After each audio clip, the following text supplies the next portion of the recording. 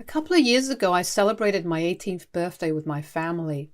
I'm 21 now, and I wish I could say I moved on from what happened back then, but I really didn't, which is what brings me here.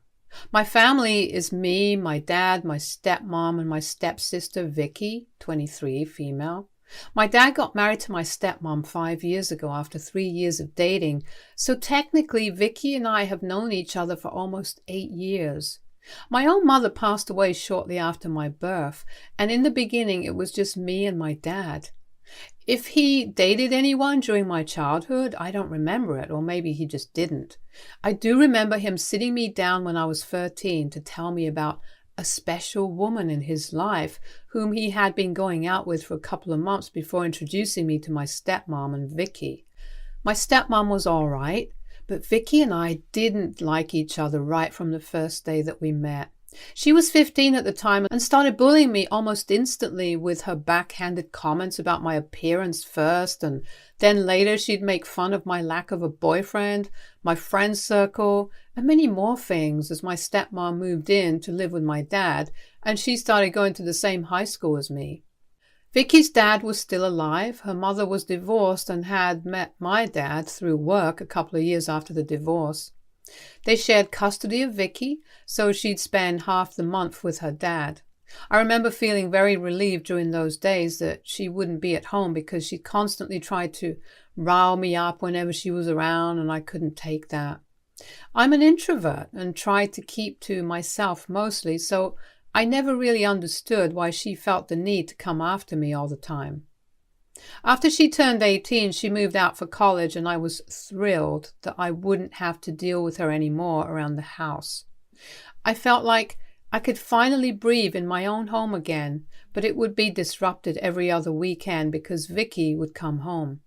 So I'd retreat to my own room and stay there for the weekends that she'd be visiting, and nobody would even seem to notice or care because they were all so excited that Vicky had come back from college, even if it was just for 2 days, and even though it happened almost every other week. Was it frustrating? Yes, very much so. But I didn't say a word about it to anyone because I didn't want it to seem like I was jealous. I didn't want to make it a big deal and come off as an attention seeker, so I just stayed quiet. All those years, neither my father nor my stepmom ever noticed the bullying or how I'd never say anything when Vicky was around, and turned into a more silent and morose version of myself whenever she visited. Or maybe they did notice but just didn't care enough to ask me. After a while, I got used to Vicky pushing me around for fun and my parents pretending that it didn't happen. So that was my life. In her second semester, she moved out of her dorm and into an apartment she'd rented with her boyfriend, whom she'd been with since freshman year. They were living together because they went to the same college, but had separate accommodation for boys and girls. Apparently, they couldn't bear to live separately anymore, and so they moved in together. A couple of months after that, I celebrated my 18th birthday. My dad made a huge deal out of it and hired jazz musicians to play at the party, which was really cool because I, for one, am a huge fan of jazz. It's a niche internet, but I was really happy that my dad had known and remembered. He'd invited all my friends from school and some of my cousins and a few other relatives. I was having a great time, in spite of Vicky and her boyfriend being there, but it all went to hell when I was about to cut the cake.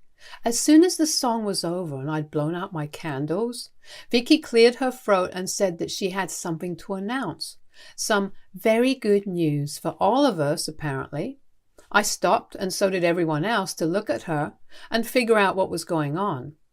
Then she went on to announce that she and her boyfriend were pregnant, which led to a 15-minute celebration where everyone totally forgot about me, and I just stood there like an idiot with the plastic knife in my hands. My friends were there to console me, but it didn't matter because my own father was with Vicky and her boyfriend, congratulating them with tears in his eyes. He wasn't even biologically related to that baby, so God only knows what he was so happy about. But I felt like absolute crap then, because this was supposed to be my big day, and she just come along and hijacked it. I was upset after that because I didn't even get to cut the cake on my own. Everyone egged Vicky on to cut the cake with me, and she did so gladly because this was what she wanted after all, to steal my thunder on the one day of the year that was supposed to be all mine. I think that's the day I started hating her because you just cannot go back from something like that. We didn't get along earlier, but after what she pulled at my 18th birthday, I loathed her and started treating her the same way that she'd been treating me for so long. Before that, I just let her talk crap. I'd ignore her, but after my birthday, I'd talk right back and there'd be pretty heated catfights which would continue until one of our parents broke it up. During the time she was pregnant, she was still going to college and only came back home a month before her due date. I didn't try to be accommodating at all, refused to help her when she needed it, and just pretended that she wasn't there because I detested her. Her mother and boyfriend could help her, but I wasn't the one. Then she gave birth and moved right back to her apartment with her boyfriend. It's been almost 3 years since then, and more recently she announced that she's getting married to her longtime boyfriend. They got engaged a couple of months back, and ever since she announced it, I'd been planning to get back at her for what she did on my birthday. I've been dating my boyfriend for 2 years now, and we've been pretty serious.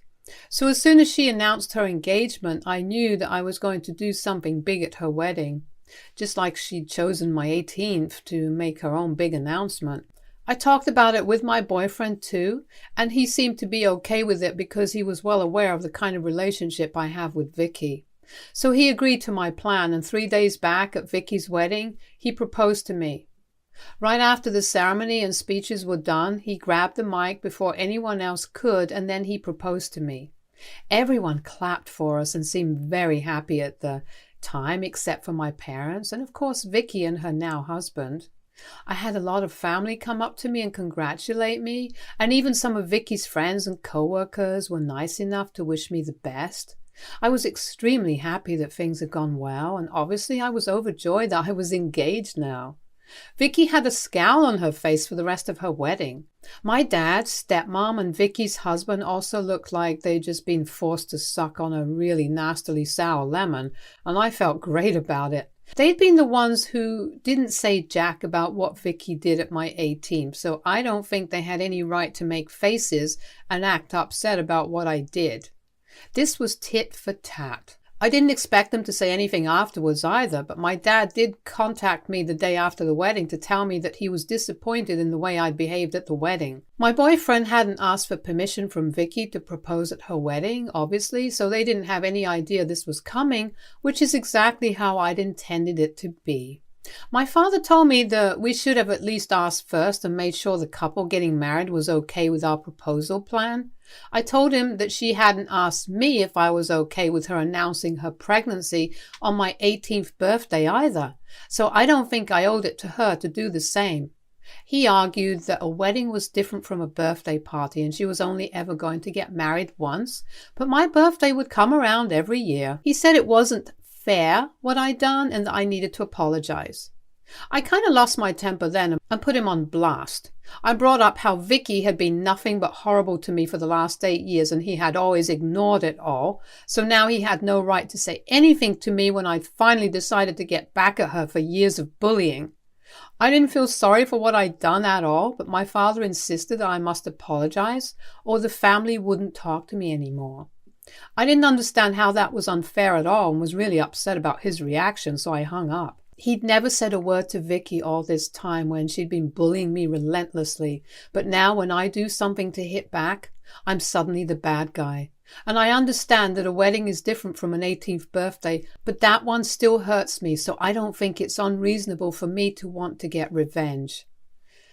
AITA for having my boyfriend propose to me at my stepsister's wedding because she announced her pregnancy on my 18th birthday? Update 1. Okay, so I haven't apologized yet because I really don't think that I'm in the wrong here. The people in the comments didn't help either because most of you guys were divided on whether what I did was all right or not. To be honest, I don't even really care if I was right or not because I don't think I feel sorry about what I did at all. And I'm not going to say sorry if I don't feel it, especially if it's Vicky that I have to apologize to. My dad isn't speaking to me and neither is my stepmom, but I don't care about that either. They've always picked Vicky over me, so this isn't very surprising. Of course my stepmom would pick Vicky's side, but my own father choosing her over me was a huge blow. I mean, I'd always known that this was coming, since they'd constantly stayed silent and let Vicky walk all over me while we were in our teens, so their response to me standing up for myself isn't too shocking. It still sucks, and I can't deny that. I never had a mom, so my dad was all I had. But now I guess I don't have him either, to be fair. I think I lost him ages ago when he first chose to turn a blind eye to how unhappy I was with my new life after he married his wife and brought Vicky into our lives. My boyfriend is the only support system I have now, and I'm very grateful for him. And unlike what most of you believed, he didn't have a problem with the way the proposal went. I mean, we're obviously still going to have a real one that'll be more intimate, one with our real friends and family. But it's probably just going to be his family given the current situation. Update 2. My grandparents, my dad's parents, called me today to talk to me about what happened at the wedding. They didn't say anything different from what my dad had already told me, but I don't know why they're getting involved in this now. It's been 1.5 weeks since the wedding and Vicky hasn't said anything to me. My dad hasn't contacted me after his initial attempt to get me to apologize failed, and I've been cut off entirely from my family, so I don't understand why my grandparents, of all people, are dragging themselves into this. My grandparents and I have never been very close, so it's really weird too. I told them that this was none of their business, and so they called me out for being disrespectful towards them. They sounded like they were willing to argue with me for a while, so I just disconnected because I didn't feel up to it. I was already having a really rough day, and that just made it worse. It just reminded me how unfair things were for me, and that my own family preferred someone who wasn't even related to them over me. Vicky had always been nice to everyone but me, so I guess it made sense that they'd like her, but more than me. I mean, these people are literally my family. And while I have always been a bit of a loner, it still just makes no sense that they're picking her over me. What happened at the wedding was petty and mean, and I know that, but she just had to feel that for one day. One day of feeling like I was being mean to her, and she couldn't even handle that. But she'd been treating me like crap ever since she knew me. Nobody ever stood up for me when I was being treated badly, but when it comes to Vicky, everyone's all concerned and wants justice for her. Even my grandparents, who usually stayed out of family drama, even when it comes to my father and uncle, are getting involved and want me to apologize. I mean, it's just so unfair and ridiculous. I feel really bad that this is happening, and somewhere deep down, I really miss my dad too. But I don't know what I can do to make them see Vicky for what she is. Update 3. It has been 3 weeks since the wedding fiasco and 3 weeks since I spoke to my dad. He'd blocked my number and social media so I wouldn't be able to contact him, and when I found out, I didn't eat anything for a day. I was really upset, but there was nothing I could do to fix it. And there was no way I was going to apologize to Vicky just to get my dad to unblock me and talk to me. But today he visited me along with my stepmom, Vicky, and her husband, and boy, did a lot of crap go down. At first, I didn't even want to let them in because I knew they were here to stir the pot and create a ruckus weeks after the storm had already passed. But my father was very insistent, so I had to let them come in after a while, mostly because I didn't want my neighbors judging me. Luckily, my boyfriend was at home, so I knew that I didn't have to deal with them all on my own, at least. They didn't beat around the bush, and once they were inside and within minutes, Vicky had started yelling at me for ruining her wedding and making it all about me. She went on for like 15 whole minutes, all the while screeching at the top of her voice about how I had been selfish, cruel, and mean. She'd found out from someone, probably my dad, that I'd done that just because she'd stolen my limelight on my birthday and tried to downplay what she'd done. She said that it was no big deal and I was making a way bigger issue out of it than I needed to just because I wanted attention.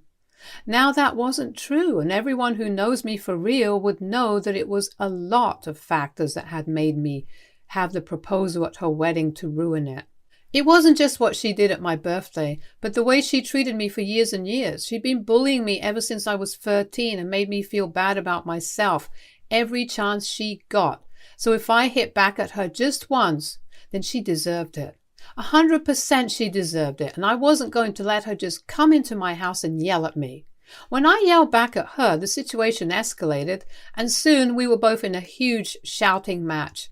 It got to the point where my boyfriend had to physically restrain me because I was so close to her face. I swear if he didn't hold me back, I might have actually hit her because the things she was saying were actually really that infuriating. After that, my dad had to intervene and break up the fight, and once we were both sat back down, he started off with his own sermon. I didn't know what his intention was, but he went on to talk to us about how he was really disappointed in both of us because of our immature and juvenile behavior. He said that we were both being crazy stupid and that he now wanted us to apologize to one another so we could put this whole thing past us and be a family once more. That might have worked when we were still teens, but that unfortunately wasn't going to work anymore. My dad had never once stood up for me when it came to Vicky, but all of a sudden he wanted to play happy family? Why? Because his dearest stepdaughter was the one who was at the receiving end this time.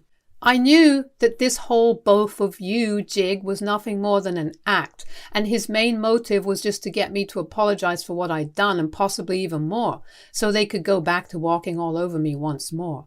If he'd really wanted to fix things with us, then he should have come to me earlier and talked to me instead of acting like I was a criminal. All these years they'd looked the other way when Vicky was being a brat, but now they were all involved because Vicky had a problem with me.